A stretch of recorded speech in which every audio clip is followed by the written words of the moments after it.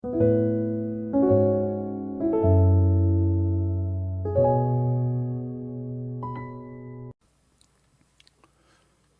다 같이 경건한 마음으로 하나님 앞에 예배드리겠습니다. 수고하고 무거운 짐진 자들아 다 내게로 오라. 내가 너희를 쉬게 하리라. 나는 마음이 온유하고 겸손하니 나의 멍에를 메고 내게 배우라. 그리하면 너희 마음이 쉼을 얻으리니 이는 내 멍에는 쉽고 내 짐은 가벼움이라. 아멘. 하나님 아버지, 오늘도 우리 가운데 함께하여 주의 전에서 예배드릴 수 있도록 은혜 주셔서 감사합니다. 이 시간 우리 가운데 말씀하여 주시옵소서. 우리가 말씀을 통해서 영적인 쉼을 얻는 이 시간 되게 하여 주시옵소서. 우리의 영혼에 충만한 말씀을 허락하여 주시옵시고 말씀을 통해서 하나님의 은혜가 넘치게 하여 주옵소서. 예수님의 이름으로 기도합니다. 아멘. 찬송 358장입니다.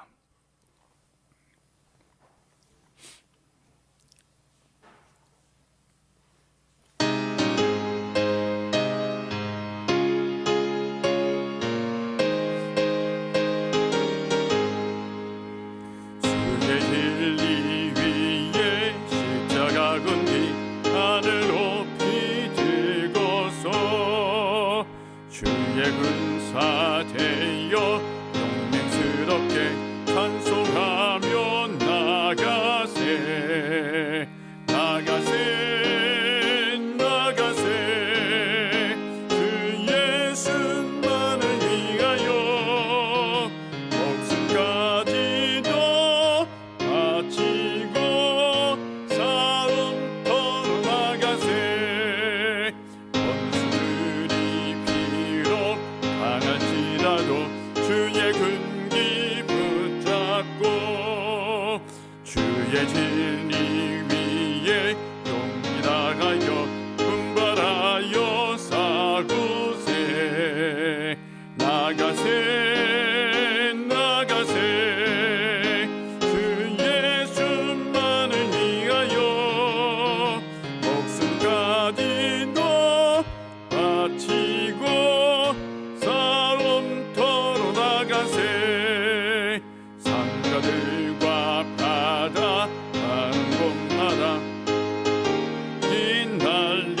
휘날리며 반갑고도 기쁜 승리의 소식 온 세상에 전하세 나가세 나가세 주 예수만을 위하여 목숨까지도 바치고 싸움터로 나가세 원수들은 이미 예수의 손에 하나없이 패가고 주의 군기만이 영광스럽게 오늘 위에 날리네 나가세 나가세 주 예수만을 위하여 목숨까지도 바치고 싸움터로 나가세. 아멘. 하나님 말씀 마가복음 5장입니다. 마가복음 5장 1절부터 20절까지입니다. 마가복음 5장 1절부터 20절까지 우리 한 절씩 교독할 텐데요. 좀 크게 같이 읽도록 하겠습니다. 예수께서 바다 건너편 거라사인의 지방에 이르러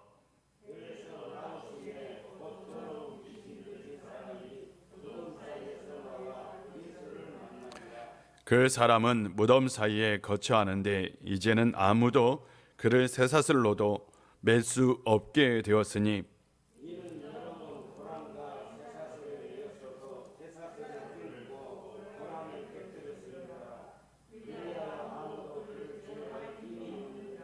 밤낮 무덤 사이에서나 산에서나 늘 소리 지르며 돌로 자기의 몸을 해치고 있었더라.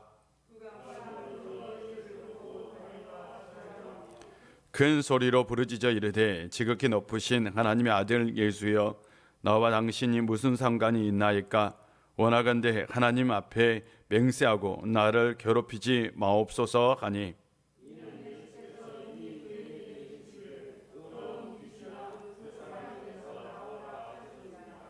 이에 물으시되 내 이름이 무엇이냐?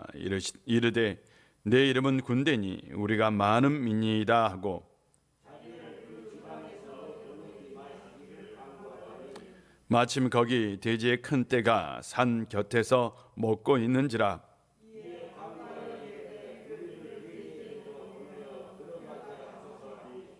허락하신데 더러운 귀신들이 나와서 돼지에게로 들어가매 거의 2,000마리 되는 떼가 바다를 향하여 비탈로 내리다라 바다에서 몰살하거늘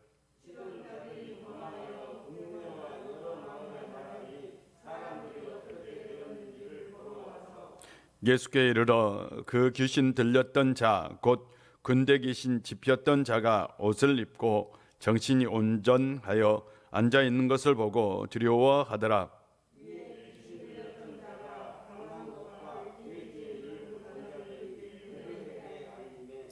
그들이 예수께 그 지방에서 떠나시기를 간구하더라.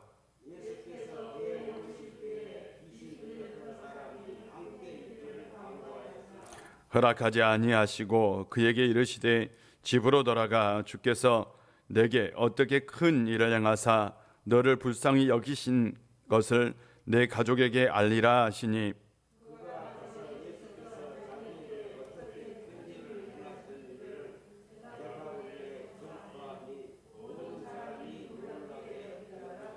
아멘. 하나님 말씀을 가까이 하고 찬송하고 기도하고 예배드리는 우리 성도님들에게 하나님께서 날마다 풍성한 은혜를 부어주실 줄 믿습니다.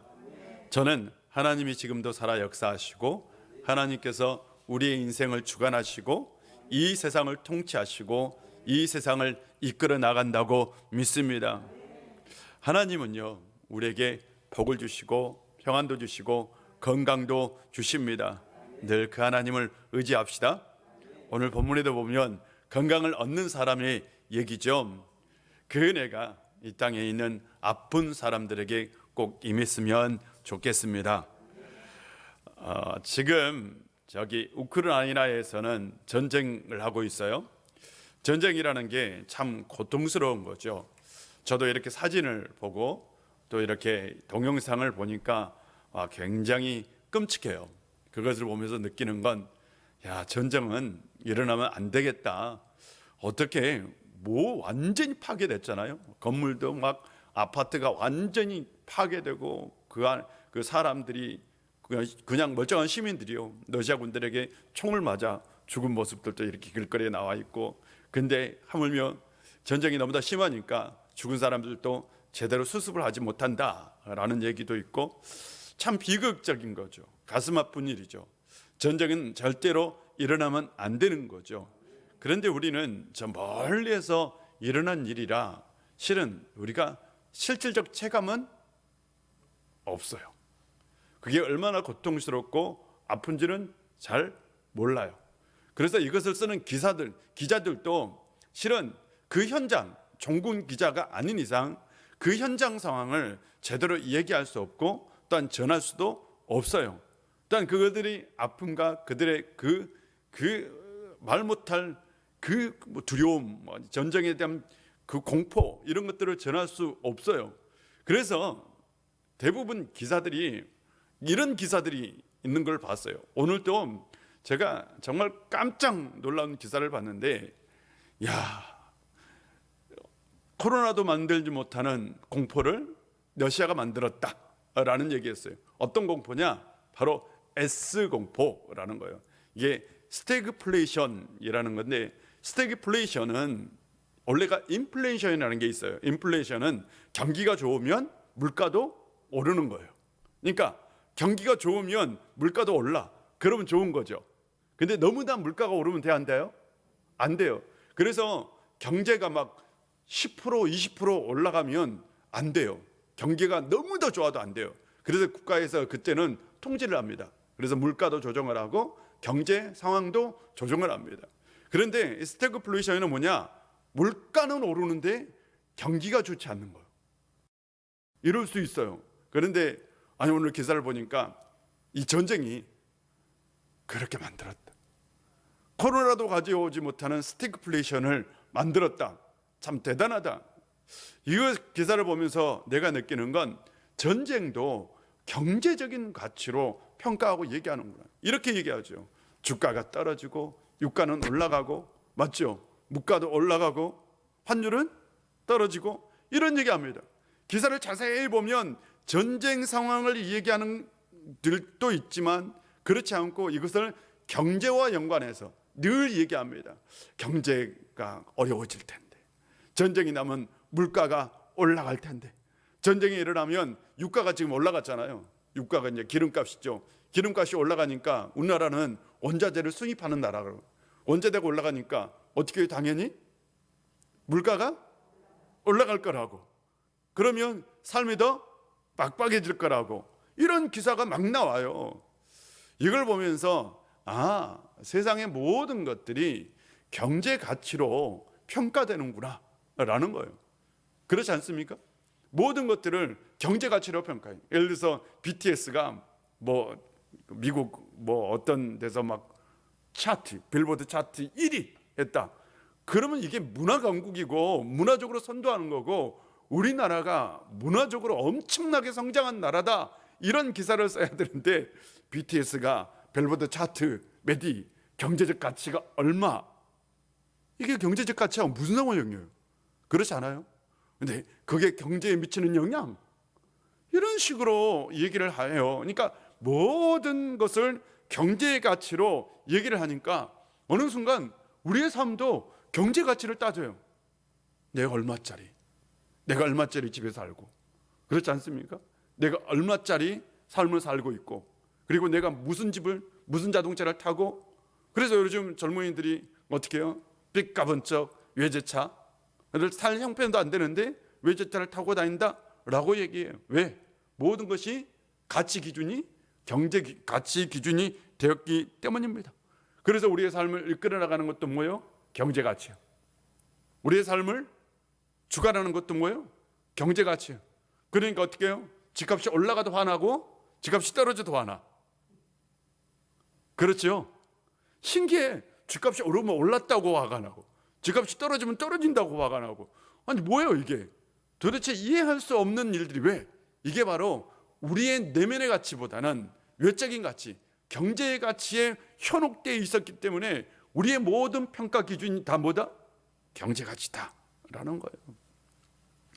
지금 현 대통령 문재인 대통령이 이 통치 이념이 바로 사람이 먼저다였어요. 저는 실은 그 말을 듣고 개인적으로는 좀 슬펐어요. 좋은 얘기잖아요, 굉장히. 여러분, 사람이 우선이고 사람이 먼저 해야 되는 거죠. 맞죠? 그런데요, 그 이면은 뭐가 들어있어요? 지금까지는 사람이 먼저가 맞죠? 아니었던 거예요. 사람이 우선이 아니었던 거예요. 늘 뭐가 우선이었어요? 경제가 우선이었어요. 기업이 우선이었어요. 그러니까 이제 사람이 우선인 세상, 사람이 먼저인 세상을 좀 만들어 보자라는 가치 슬로건을 내세운 거예요.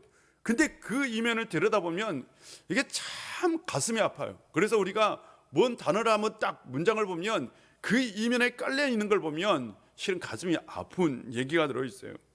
우리나라에서 여러분 가습기 살균제 사건으로 1000명이 죽었어요. 1000명이 넘는 사람이 죽었다고요. 단일 사건으로서는 최고예요, 우리나라에서. 근데 여러분 그거 심각한 거 모르잖아요. 그렇잖아요. 이와 연관된 피해자만 몇십만 명이에요. 실질적 피해자만 몇십만 명. 그런데 이 사건이 판사도 이 사건 무죄, 기업들 무죄, 회장들도 무죄, 다 무죄야. 도의적 책임 없어. 그냥 어쩔 수 없이 그랬다. 실질적으로 이 사건을 책임지는 사람이 없어요. 책임지는 판결도 없어요. 만약 유럽에서 이런 사건이 일어났다면 어떻게 됐을 것 같아요? 그 기업 망합니다. 배상 다 해주고요, 기업 재산 다 털어가지고 배상 다 해주고 몇십의 배상을 해요. 그리고 기업은 망해요. 쫄딱 망합니다. 그런데 우리나라는 망하지 않아요. 우리는 뭐라고 얘기해요? 사람은 죽어도 뭔 살아야 된다? 기업은 살아야 된다. 우리는 얘기하면 사람은 죽어도 기업은 살아야 된다. 사람보다 기업이 우선이다. 이건 뭐냐? 사람보다 경제적 가치가 우선이다 라고 얘기하죠. 기독교인들은 다를까요? 정말 다를까요? 절대 다르지 않을 거라고 저는 생각합니다. 물론 다른 분들도 있을 겁니다. 그러나 분명한 건 기독교인은 달라야죠. 제가 청년 때 가졌던 생각이 하나 있어요. 늘 판단의 기준이 하나 있었어요. 예수님이라면 어떻게 하실까? 이런 상황 가운데 예수님이라면 어떻게 하실까? 라는 늘 그런 의식을 한번 가진 적이 있어요. 그래서 내 판단 기준이 누구였냐? 예수님이었어요. 예수님은 어떤 선택을 할까? 라는 거였어요. 오늘 대통령 선거가 있는 날이잖아요. 여러분 혹시 선거를 하면서 이런 질문 해보신 적 있어요? 인터넷 우리 방송으로 듣는 우리 성도님들도 여러분 선거를 하면서 정말 이런 질문 한번 해본 적 있어요? 주님이라면 어떤 선택을 했을까? 해본 적 있어요? 솔직히 여러분 중에 해보신 분, 이번에 선거하면서 솔직히 나 했다 그랬겠다. 주님이라면 누구를 뽑았을까? 주님이라면 어떤 선택을 했을까? 주님은 누구에게 표를 주었을까? 라는 생각을 해보신 적 있나요? 저는요, 이 선거 하나 하면서 굉장히 많은 생각을 했어요. 그리고 나서 저는 이 생각을 하면서 과연 뭐가 우선이냐? 경제가 우선이냐? 사람이 우선이냐? 라는 생각도 했어요. 그래서 저는 이번 선거를 하면서 정말 인생에 후회하지 않는 선택을 해야 되겠다, 이런 생각을 가졌어요. 후회하지 않는 선택을 하려면 어떻게 해야 돼요? 주님이라면 누구를 선택했을까? 라는 생각을 해보았어요. 저는 이 땅에 사는 그리스도인들이 주님이라면 누구를 선택했을까? 라는 생각을 해볼 필요가 있다라고 생각합니다.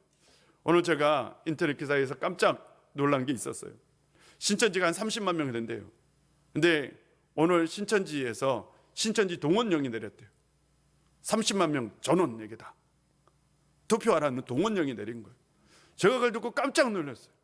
야, 이게 뭔가 보이지 않는 영적인 싸움이 있구나, 지금 영적인 흐름이 있구나 라는 것을 느꼈어요. 그러면서 저는 속으로 기대했어요. 그리고 기도했어요. 어떤 기도를 했는지 아세요? 하나님, 저는 우리나라 국민들의 집단 지성을 믿습니다. 하나님, 우리나라 국민들의 집단 지성이 깨어나서 정말 이 선거를 잘 알 수 있도록 정말 주님이 어떤 사람을 원하는지 판단하고 기독교인들이 선택할 수 있도록 해주십시오. 그런 마음으로 설교를 준비했어요. 여러분, 우리의 판단의 기준, 우리의 선택의 기준은 뭘까요? 사람일까요? 경제일까요? 사람일까요? 경제일까요? 사람이어야 될까요? 물질이어야 될까요? 정말요, 뭐가 돼야 될까요? 사람이어야죠. 사람이어야죠. 오늘 얘기 속으로 한번 들어가 보겠습니다. 지난 지난주에 예수님의 제자들이 갈릴리 바닷가를 건넜어요. 맞죠? 그냥 풍랑이 일었어요. 엄청난 풍랑이 일었어요. 풍랑이 일 때 주님께서 주무시고 잤어요. 주님을 깨웠죠. 주님을 깨워서 살려달라고. 주님께서 바다에 잠자라 명령하셨어요. 아니, 그렇게 명령하긴 난 깜짝 놀랐다니까. 지난주에 말씀드렸죠. 무슨 바다에 때 명령을 해요. 근데 무슨 인격체의 명령 것처럼 명령을 했어요. 그리고 나서 바다가 잠잠해졌어요. 예수님께서 그 당시 사람들이 생각가지고 있었던 어떤 생각? 바다에 있는 악한 세력을 어떻게 한 거예요? 제압한 거예요. 악한 세력을 이기신 겁니다. 그리고 나서 육지에 딱 도착했어요. 근데 그 육지가 어디냐? 대가볼리라는 지역이에요. 이 대가볼리는 이방 지역입니다. 이방 지역이고 그 지역 안에 바로 거라사라는 조그마한 마을이 있었어요. 그 마을에 들어간 거예요. 이 이방 지역에 들어가셨어요? 유대인들이 이방 지역에 들어가면 돼, 안 돼요? 물어보, 안 돼요, 돼요? 안 돼요. 아마 제자들은 반대했을 것 같아요. 아, 주님, 좀 들어가지 맙시다 했을 것 같아요. 근데 주님께서 고집을 피우셔요. 아니다, 이것도 들어가야 된다. 주님께서는 이방 지역, 유대인 지역 차별이 있었어요, 없었어요? 있었다? 없었어요. 예, 없었습니다. 이방인 지역에 가서도 복음을 전했어요. 예수님께서 갔어요. 근데 그 거사라 지역에 바로 동네 입구에 공동묘지가 있는데 그 묘지에 누가 있었어요? 귀신 들린 사람이었어요. 근데 끔찍하게 귀신 들린 사람이에요. 어떤 사람이냐? 쇠사슬로 이렇게 채워놨는데 쇠사슬을 풀 수 있는 괴력을 발휘하는 사람이에요. 착고를 채워놨는데 착고를 다 끊어버린 사람이에요. 그래서 사람들이 감당할 수 없어서 어떻게 했어요? 그 공동묘지로 쫓아냈어, 이 사람을. 그래서 자주 이 사람이 발작하는 그런 사람이었어요. 그런데 이 사람이 예수님을 봤어요. 예수님께서 이 사람한테 귀신아 떠나가라. 예수여, 내가 당신과 무슨 상관이 있습니까? 나를 괴롭게 마십시오 라고 얘기했던 거죠. 그래서 예수님께서 이 귀신을 쫓아냈다라는 얘기인데요. 성경에는 귀신 들린 얘기가 자주 나와요. 맞죠? 근데 귀신 들린 얘기에 대해서 제가 세 가지를 말씀드릴게요. 이건 정리하고 갑시다. 세 가지입니다. 첫 번째, 성경에 나오는 귀신 들림에 있어서는 귀신 들린 경우가 나타나는 경우, 보이는 경우가 있고 보이지 않는 경우가 있어요. 예를 들어서 오늘 본문 같은 경우에는 귀신 들린 현상이 보여요, 안 보여요? 눈에 보여요. 그냥 알아. 아, 저 사람 귀신 들렸구나 라는 거예요. 아, 저 사람 지금 악한 영에 사로잡혔어. 이게 티가 나요. 이게요, 실제로 티가 나는 사람들이 있어요. 가끔 나와요. 가끔. 저도 본 적이 있어요. 귀신 들린 아이 본 적 있어요. 기도해가지고 쫓아낸 적도 있어요. 귀신 들린 현상이 나타나는 여러분, 이게요, 진짜 이 눈동자가 하얗게 탁 뒤집어진 상태. 계속 뒤집어져 버려요. 깜짝 놀라요. 막 기도하면 신기하게 다시 원상태로 돌아옵니다. 그런데 아무것도 몰라. 정말 아무것도 몰라. 몇 번 그런 경우였어요. 요즘은 잘 없더라고요. 세상이 좋아졌나 봐. 귀신들도 이제 기독교인이 많아져서 무서워졌나 봐. 근데 눈에 보이는 경우가 있고 눈에 보이지 않는 경우가 있어요. 예수님께서 회당에서 귀신 들린 사람을 고쳐주었어요. 맞죠? 회당 안에서요, 바깥에서요? 회당 안에서. 그러면 사람들은 그 사람이 귀신 들린지 알았다, 몰랐다? 몰랐어요. 귀신 들린지 알았어요, 몰랐어요? 전혀 몰랐어요. 근데 이 귀신 들린 사람이 예수를 보고 깜짝 놀란 거 맞죠? 예수님을 보고 자기 존재를 드러낸 거예요. 그래서 예수님께서 그 귀신을 쫓아냈어요. 예를 들어서 성경에 보면 또 이 눈먼 사람이 나와요. 사람들은 그게 그냥 눈멀었다고. 근데 예수님을 만날 때 예수님께서 어떻게 했어요? 귀신을 쫓아내니까 눈먼 것이 어떻게 해요? 해결됐다. 그러니까 이게 눈먼 것이 뭐 때문에 됐다? 귀신 들린 현상 중에 하나였다라는 거예요. 사람들은 몰라. 그러니까 귀신 들린 경우가 나타나는 경우가 있고, 그러니까 드러나는 경우가 있고 드러나지 않는 경우가 있어요. 그런데 무서운 건, 두려운 건 드러나지 않는 거예요. 여러분, 드러나지 않는 게 무서워요. 맞죠? 드러난 건 분별이 쉬워. 분별이 어려운 건 뭐예요? 드러나지 않는 거예요. 여러분, 시장 가서 여러분 어떤 사람을 만났어요. 근데 그 사람이 무당인지 알아요, 몰라요? 아는 사람 있어요? 없어요. 저도 그 사람이 무당인지 아닌지 몰라요. 알 수 없어요. 근데 무당은 어떤 사람이에요? 귀신에 사로잡힌 사람이에요. 그런데 그게 드러나요, 안 드러나요? 안 드러나요. 그런데 자기의 정체를 감춰요? 당연히 감추죠. 이 귀신은 사람 속에 들어가서 자기의 정체를 감추고, 그리고 어떻게 해요? 악한 일을 합니다. 그래서 드러난 것보다는 드러나지 않는 것이 더 무서운 거예요. 자, 귀신 들린 것 중에는 드러난 것과 드러나지 않는 것이 있다. 첫 번째예요. 드러나지 않는 게 더 무서운 거예요. 드러나지 않는 게 더 무서운 거라고요. 예. 두 번째로 귀신 들림이냐 정신질환이냐라는 논쟁이 있어요. 귀신 들림이냐 정신질환이냐. 성경에 나오는 귀신 들림, 그러니까 성경에서는 정신적으로 이상한 걸 다 거의 다 귀신 들림 물어봤어요. 이게 고대 사람들이 가지고 있는 사고였어요. 사람이 정상적인 행동을 하지 않는 것, 대부분 그건 악한 영이 그 사람을 괴롭힌다고 생각을 했어요. 그래서 성경에 나오는 사람 중에는 틀림없이 정신질환자도 있을 수 있어요. 병행할 수도 있어요. 그런데 현대에 들어와서 이 정신질환자를 분리하게 되었어요. 그래서 정신질환자가 딱 어떨 때 보면 뭐와 같아요? 귀신 들린 사람 같아요. 그런데 이게 분별이 어려워요. 의학적으로 이 사람은 정신질환입니다 라고 말하는 사람도 귀신 들렸을 수 있어요. 이 사람이 귀신 들린 사람입니다 라고 말하는데 이 사람은 정신질환자가 아닐 수 있어요. 맞아요? 있어요. 근데 의사들 입장에서는 대부분의 모든 것을 정신과 의사들은 정신질환으로 봐요. 그러나 지금도 모든 걸 다 정신질환으로 보지 못하는 경우가 있어요. 그런 현상들이 있어요. 아니, 있어요. 맞죠? 그래서 지금도 정신질환자는 분명히 있고 지금도 귀신 들림은 분명히 있다 없다? 있다는 거예요. 근데 사람들은 무시한다는 거죠. 아이, 다 정신질환이겠지. 아니요.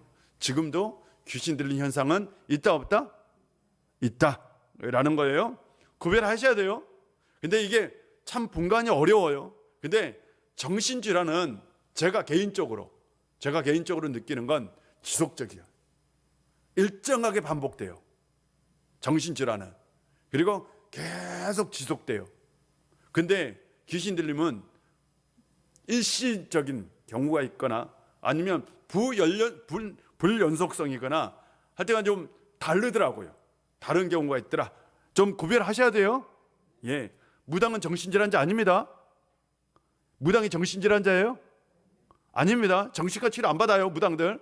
절대 안 받습니다. 예. 세 번째요. 귀신 들린 것과 사탄의 영향력을 받는 건 또 구분해야 합니다. 귀신 들린 것과 사탄의 영향을 받는 건 구분해야 합니다. 귀신 들린 건 특정한 사람이에요. 중요합니다. 귀신 들린 경우는 아주 특정한 사람, 아주 독특한 현상이에요. 근데 사탄의 영향을 받는 건 보편적인 현상이에요. 이건 악의 가치관에 물들 수 있어요. 이건 누구나 다 해당될 수 있어요. 누구나 다. 하물며 교회를 다닌 사람도 해당될 수 있어요. 그래서 예수님께서 베드로에게 사탄아 물러가라 라고 얘기했어요. 그때 베드로가 사탄이었어요? 사탄의 생각을 가지고 있는 거였어요? 그렇죠. 사탄적인 가치관을 가지고 있는 거예요. 사탄적인 생각을 가지고 있는 거예요. 그래서 네가 하나님의 일을 생각하지 않고 뭔 일을 생각한다? 사람의 일을 생각한다. 이게 네가 지금 사탄적 사고를 가지고 있다. 네가 지금 마귀적 지금 생각을 가지고 있다라는 거예요. 그러니까 아예 귀신 들린 것과 사탄의 영향을 받는 건 구분해야 돼요. 사탄의 영향을 받는 건 누구나 다 받을 수 있다 없다? 있어요. 지금도 사탄적 가치관을 가질 수 있어요. 여러분, 교회를 다닌다고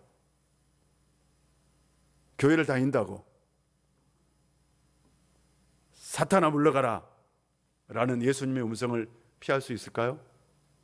아니요. 중요한 건요, 교회를 다닌다고 해서 우리가 악한 생각을 가지지 않는 경우가 있어요. 악한 생각을 가진 경우가 있어요. 그렇잖아요. 교회를 다니는 사람도 악한 사람이 있어요, 없어요? 없어요? 저는 이게 정말 무서워요. 겉으로는 교회를 다닌다고 얘기해요. 내 속은 양심이 없어. 속은 남을 속이는 자야. 있습니다. 겉은 교회를 다녀요. 그런데 교회 안에 사기 치신 분들이 있어요, 없어요? 있어요. 그래서 교인들이 시험에 드는 거예요. 교인들이. 제가 일산에 있을 때 아니 멀쩡한 사람이야. 교회를 와가지고 자기 뭐 방송국에 근무하고 교회를 몇 주 나와요. 교회 등록도 한다고. 근데 다 가짜지. 사기치고 가. 큰일 날 뻔했어요. 있어요, 없어요? 무서워요. 제가 있을 때, 동신교회 있을 때요, 엄청나게 큰, 어마어마하게 큰 100억이 넘는 돈의 사고가 있었어요. 한 사람이요. 한 사람, 안수집사 한 사람이 교인들을 다 사기치고. 이해가 안 되죠? 근데 안수집사예요. 가능할까요? 가능해요. 가능합니다. 우리는 몰라요. 그 사람이 사탄적 생각을 가지고 있는지, 그 사람이 악한 생각을 가지고 있는지, 그 사람이 악에 물들어 있는지 분별이 된다, 안 된다? 안 돼요. 참 이게 목사도 그게 분별이 안 돼요. 그래서 우리가 늘 깨어 기도해야 합니다. 다시 말씀드립니다. 3가지 정리했어요. 정리가 돼요? 이건 성경에 나오는 거예요. 첫 번째, 귀신 들렸는데 그게 눈에 보이는 경우가 있고 보이지 않는 경우가 있어요. 또한 귀신 들림과 정신질환 구별해야 되고, 그죠? 귀신 들리는 것과 사탄적 사고를 갖는 건 다르다. 3가지 정리합시다. 정리하고 넘어가야 돼요. 오늘 본문에 나오는 사람은 어떤 사람이었어요? 눈에 귀신 들린 사람이에요. 근데 귀신인데 어떤 귀신이 들렸어요? 군대 귀신 들렸어요. 그래서 그 지역에서 떠나지 않기를 간구하네. 아, 그래? 그러면서 하는 얘기가 저기 돼지떼가 있는데 돼지떼에 들어가고 싶다고, 자기를 좀 들어가게 되려고 얘기합니다. 예수님께서 허락은 했어요. 그런데 그 돼지떼가 어떻게 됐어요? 바닷물에 다 빠져 죽었어요. 그 당시 이게 중요합니다. 그 당시 숙주가 죽으면 악한 세력도 어떻게 해요? 죽어요. 이게 그 당시 가지고 있는 사고예요. 이 돼지떼가 몰살했다는 건 그 2,000마리라고 표현해야 되나? 그 군대 귀신도 어떻게 해요? 끝났다라고 보시면 돼요. 예수님께서 바다를 잠잠하게 하심으로 바다의 악한 세력을 이기셨고, 맞죠? 오늘 귀신 들린 이 군대 귀신 들린 사람을 치유하심으로 땅에 있는 악한 세력을 어떻게 해요? 이기신 걸 보여준 거예요. 여기 군대 귀신은 악한 세력이에요. 악한 세력을 예수께서 이기신 것을 보여준 사건입니다. 어마어마한 사건이죠. 맞죠? 예수님은 지금도 악한 세력을 이기셨어요. 맞죠? 우리는 악한 세력을 이길 수 있어요. 하물며 군대 귀신이 와도 우리는 이길 수 있어요. 여러분, 이길 수 있습니다. 네, 늘 악한 것에 대해서 이길 수 있는 성도님들 되시기를 바랍니다. 근데 오늘 본문에 보니까 이 동네 사람들과 주님의 가치관이 다르다라는 거예요. 이 귀신 들린, 그것도 군대 귀신 들린 사람, 와, 그냥 막 세세세로 모여도 이걸 다 풀어버린 사람, 그 사람이 아주 정상이 됐어요. 아주 놀라운 일이, 역사 기적이 일어난 거죠. 그러면 그 모습을 보고 그 동네에 아픈 사람, 고생하는 사람, 질환이 많잖아요. 그 사람들 다 데리고 나와야 돼. 그죠? 그리고 나서 예수님께 와서 좀 고쳐주세요. 저도 고쳐주세요. 저도 고쳐주세요. 저도 고쳐주세요. 해야 돼. 왜? 지금까지 예수님이 다니는 모든 곳에서는 다 그런 일이 일어났어요. 한 사람을 고치면 몇 명이 와요? 10명, 100명이 왔어. 그래서 다 예수님께 어떻게 해달라고? 고쳐달라고. 막 베드로의 집 그 대문 문 앞에도 막 사람들이 모여들었어요. 뭐라 해달라고? 고쳐달라고. 근데 오늘 본문에는 그런 일이 보여요, 안 보여요? 안 보여요. 참 신기합니다. 안 보여요. 오늘 사건이 굉장히 독특한 건 예수님께서 기적을 일으켰는데 다른 기적 사건에는 없어요. 유일하게 오늘 기적의 사건 중에 경제적 손실을 입은 사건이에요. 경제적, 그것도 어마어마하게 손실을 입은 사건이에요. 예수님께서 기적을 일으켰는데 지금까지 경제적 손실을 일으키는 기적은 없었어요. 그런데 요인하게 이건 엄청난 경제적 손실을 일으키는 기적이었어요. 사람들이 와가지고 경제적 손실이 생겼어요. 그러니까 어떻게? 예수님에게 마을을 좀 떠나주세요. 왜? 또 다른 사람 고칠 때에 또 그런 일이 있을까 봐. 그거예요. 다른 사람 고칠 때에 또 그런 일이 있을까 봐 이제 좀 우리 마을에서 떠나주십시오. 다른 마을에서는 막 사람들이 몰려와서 고쳐달라고 했는데 이 마을에서는 신기하게 떠나라고 해요. 왜? 경제적 가치 때문이에요. 만약 우리나라에 삼성전자 공장이 저기 기흥에 가면 있어요. 그 삼성전자 공장이 반도체 라인이 돌아가요. 여러분 막 돌아가요. 이 돌아가는데 사람이 순식간에 끼었어. 기계에 탁 끼었어. 근데 멈춰야 돼 기계를. 근데 멈출 수가 없어. 근데 주님께서 주님의 능력으로 멈춰라. 그래 기계가 멈췄어. 그런데 이 순간적으로 기계를 한번 멈춤으로 해서 삼성전자가 100억 원의 손실을 입을 수 있어요. 만약 그렇다면 이사들은 예수님에게 계속 삼성전자에 남으라고 할까요? 떠나라고 할까요? 맞죠? 떠나라고 결정하겠죠. 왜? 사람을 살렸던 것보다 뭐가 중요해요? 경제적 손실이 더 커요. 한 사람 죽은 사람 한 10억 정도 보상해 주면 돼요. 그걸로 끝낼 수 있어요. 그런데 기계를 멈추고 다시 가동하고 다시 생산설비 돌리고 하는데 이게 어마어마한 경제적 손실이거든. 기계 한번 딱 멈췄다가 다시 돌리는데 엄청난 경제적 손실이에요. 그래서 사고 나면 안 멈춰요. 주님께서 멈췄어. 아마 100%예요. 100%. 우리나라 어떤 산업의 현장, 어떤 사장, 어떤 회장들도 주님 떠나세요. 제발 주님 아무 도움 안 돼. 도움 안 되니까 떠나세요. 라고 얘기할 거예요. 주님께서 2,000마리 돼지가 죽을 걸 아셨을까요? 몰랐을까요? 아셨을 거예요.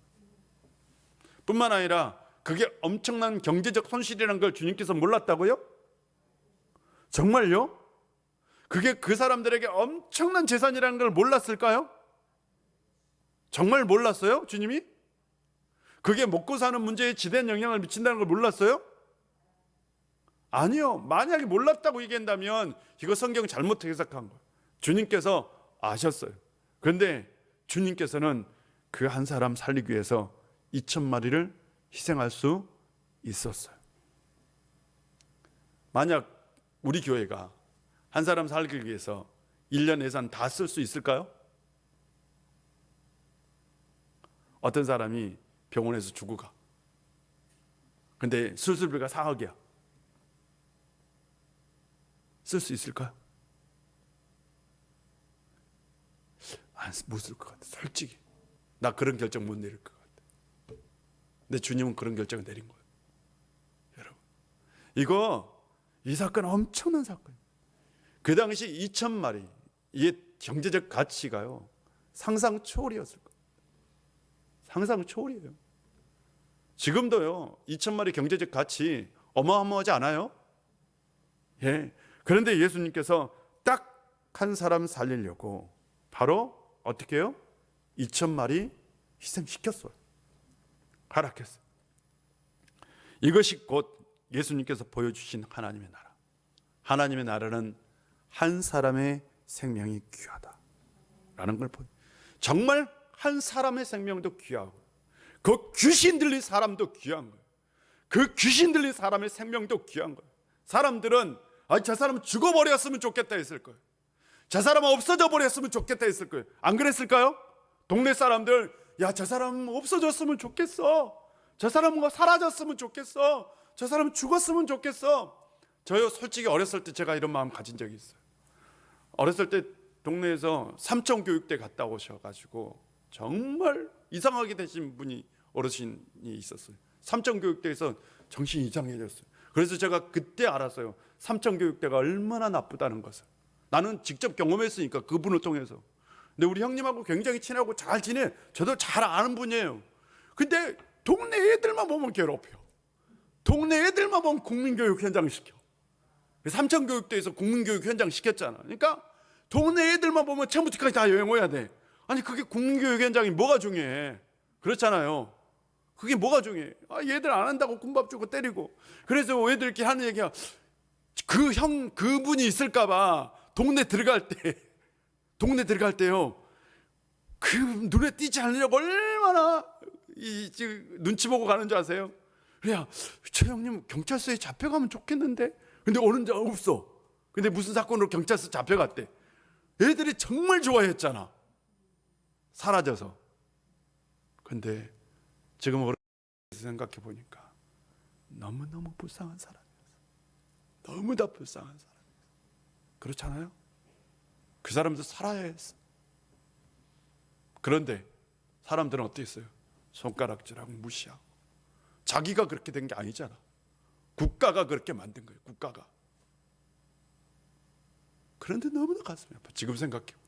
그런데 어때요? 우리는 아마 틀림없이 그 사람에 대해서 다 죽어야 된다고. 사람들이 힘을.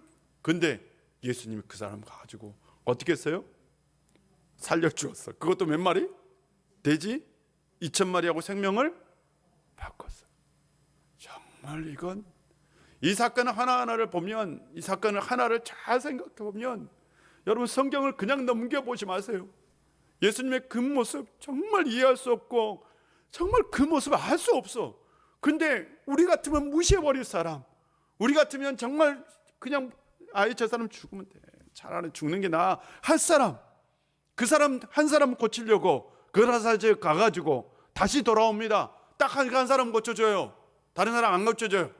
그리고 다시 돌아와요. 이게 예수님의 모습이잖아요. 천국이 같이 한 사람의 생명이 중요하다는 걸 보여준 거죠. 얼마 전 제게 동생이 있어요. 남동생이. 쌍둥이 동생 말고요, 제주도에 있는 동생 말고 또 동생이 있어요. 남동생이 있는데 이 친구가 좀 보수적이야. 생각이 조금 많이 좀 보수적이야. 생각이. 이런 얘기 저런 얘기 하다가 차별에 대한 얘기가 나왔어요. 자기는 다른 건 다 차별하지 않아도, 다른 건 다 차별을, 남자 여자 차별 안 되고 인종 차별하면 안 되고 뭐 다른 건 다 차별하면 안 되는데 딱 하나는 차별해야 된대. 한국인과 외국인은 차별해야 된다. 한국인 노동자와 외국인 노동자는 차별해야 된다. 자기는. 내가 이 부분에서 내가 내 동생이지만 화를 냈어. 내가 동생한테, 야, 한국 사람이 외국에서 지금까지 어떻게 살았는데, 호주에서 저기 하와이 우리 선조들이 하와이 땅 미국 땅 가서 어떤 취급을 받았는데, 저 독일 간호사로 광부로 가서 어떤 취급을 받았는데, 여러분 끔찍한 엄청난 차별을 당했어요. 지금도 인종차별이 있어요, 서구에서. 그런데 이 땅에 있는, 저 동남아에 있는 근로자들, 이 땅에 있는 사람들 차별해야 된다고. 특별히 무슬림들을 완전히 차별해야 된다. 무슬림들은 철저하게 차별해야 된다. 사람도 아니에요. 저 깜짝 놀랐어요. 이 시대에요, 아직도 21세기에 인종차별이 있고요. 맞죠? 피부 색깔 차별이 있죠. 문화적 차별이 있어요. 아마 한국 사람들을 솔직하게, 제가 공개적인 자리에서 아닌 개인적으로 물어보면 아마 틀림없이 한국 사람하고 외국인 차별해야 된다고 얘기할걸요. 아마 내가 개인적으로 생각해 보건데 50% 이상은 나올 것 같아요. 50% 이상은. 목사님 어떻게 동등하게 대우해줘요? 똑같은 사람, 하나님 보시기에 뭐가 달라요? 하나님 보시기에 뭐가 다르냐고. 그 사람이나 나나 뭐가 달라요, 여러분? 다 하나님의 피조물 아닌가요? 저 어렸을 때 아직도 목사님께서 설교를 하는데, 와, 백인들은 셈의 후손이래. 그래, 똑똑하대. 근데 흑인들은 함의 후손이래. 그래서 미련하대. 아직도 그 설교하게 무식하게 설교한 거예요. 백인 우월주의에 빠져가지고. 그러면 황색 인종이 왜 백인 우월주의에 빠지냐고. 황색 우월주의에 빠져야지. 그래서 백인 우월주의에 빠져가지고 백인한테 기대어 살아야 된다. 백인한테는 큰 소리 치지 못하고 흑인한테는 큰 소리 쳐야 된다. 이런 일이 한국 땅에서, 그것도 교회에서 일어난 거잖아요. 이 땅의 기독교인들, 여러분 차별주의자죠. 솔직히 기독교인들이 보편주의자인가요? 기독교인들은 구별하잖아요. 구원받는 사람, 구원받지 않는 사람, 교회를 다니는 사람, 교회를 다니지 않는 사람, 구원을 받을 사람, 구원을 받지 못할 사람 구분하잖아. 철저하게 차별하죠. 저 주변에요, 기독교인들 중에 차별주의자 많아요. 하물며 인종차별, 여성차별, 난 이해가 안 가요. 차별을 내세요. 목사님들도 그 얘기를, 목사가 돼가지고 어떻게 사람을 차별하게 얘기할 수 있냐. 사람을 차별해야 된다. 어떻게 여성을 혐오합니까? 구원에 차별이 없어요. 하나님 안에는 차별이 없어요. 하나님 나라에도 차별이 없어요. 예수 그리스도는 이 세상에 있는 모든 사람을 위해서 십자가에서 죽으신 거예요. 맞죠? 그렇지 않나요? 이 땅에 있는 모든 사람들을 위해서 주님께서 구원의 길을 열어놓으신 거예요. 그것이 차별이 있었던가요? 없었어요. 사랑하는 성도 여러분, 오늘 본문에 보세요. 주님은 유대인이라고 차별하고 이방인이라고 차별하고 이런 차별 전혀 없었어요. 이방인을 가서 고쳐주었어요. 그것도 하물며 경제적으로 2,000마리 돼지떼를 희생하면서 고쳐주었다는 건, 이방인들에게 그렇게 했다는 건 상상할 수 없는 일이에요. 이방인이라고요. 그 사람이 멋지지 않습니까? 사랑하는 성도 여러분, 우리 기독교인들이라면 좀 보편적인 생각을 가지고 좀 이성적인 사고를 가지고 좀 살아갈 수 있는 성도님들 되었으면 좋겠습니다. 기도합시다. 아버지 하나님, 오늘도 우리 가운데 함께해 주시고 권해 주셔서 감사드립니다. 아버지 하나님, 우리는 예수 그리스도의 자녀이며 예수님을 통해서 구원을 받았으며 이 구원은 모든 인류를 위한 구원인 줄 믿습니다. 아버지 하나님, 아직도 구원을 받지 못한 분들, 예수 그리스도를 알지 못한 분들, 그들에게 구원의 역사가 반드시 있게 하여 주시고 그들을 품을 수 있는 이 땅의 그리스도인들 되게 하여 주옵소서. 예수님의 이름으로 기도합니다. 아멘. 우리 찬송가 359장입니다.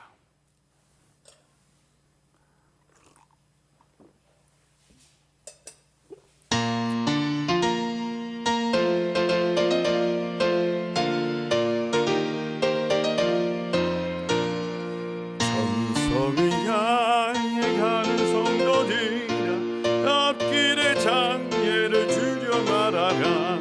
성령이 너를 인도하시리니 왜 지체를 하고 있느냐. 앞으로 전성 향해 나가세. 전성문만 바라보 나가세. 모든 천사 너희를 영접하려 문 앞에 기다려 서 있네. 또 가는 길을 누가 비웃거든 확실한 증거를 보여주어라. 성령이 친히 감하여 주사 그들도 참기를 찾으리. 앞으로 전성을 향해 나가세. 전성문만 바라보 나가세. 천사 너희를 영접하려 문 앞에 기다려 서 있네. 또 가는 길을 모두 가기 전에 내 손에 등검을 꽂지 말아라. 종마귀 금괴 모두 깨뜨리고 끝까지 잘 싸워 이겨라. 앞으로 전성을 향해 나가세. 전성 성문만 바라보 나가세 모든 천사 너희를 영접하려 문 앞에 기다려서 있네. 아멘. 우리 다 같이 주기도문 합니다. 하늘에 계신 우리 아버지, 아버지의 이름을 거룩하게 하시며 아버지의 나라가 오게 하시며 아버지의 뜻이 하늘에서와 같이 땅에서도 이루어지게 하소서. 오늘 우리에게 일용할 양식을 주시고 우리가 우리에게 잘못한 사람을 용서하여 준 것 같이 우리 죄를 용서하여 주시고 우리를 시험에 빠지지 않게 하시고 악에서 구하소서. 나라와 권능과 영광이 영원히 아버지의 것입니다. 아멘.